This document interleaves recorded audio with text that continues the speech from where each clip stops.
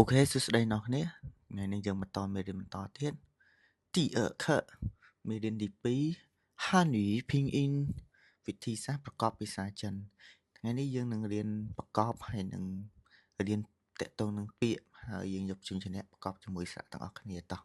កុំឲ្យខាតពេលយូរយើងចូលទាំងអស់គ្នាតាជីមូតើបូកស្រៈអាតាសំឡេងទី1តាជីបូកស្រៈអ៊ីជីសំឡេងទី1ជីមួបូកស្រៈអ៊ូមូសំឡេងទី4មូតាជីមូលេងសង់ផ្ទះ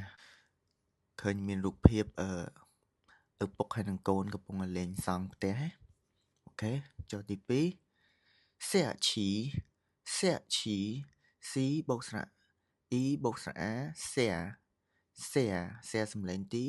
4សាក់ឈីបូកស្រៈអ៊ីឈីសំឡេងទី2ឈីសាក់ឈី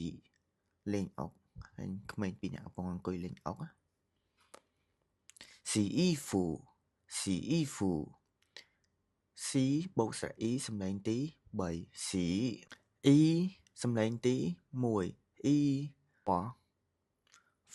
បូកស្រៈអ៊ូហ្វូសំឡេងអត់សំឡេងទេស៊ីអ៊ីហ្វូបោកខោអាវឃើញស្ត្រីម្នាក់កំពុងបោកខោអាវដោយស្នាមញញឹមទេ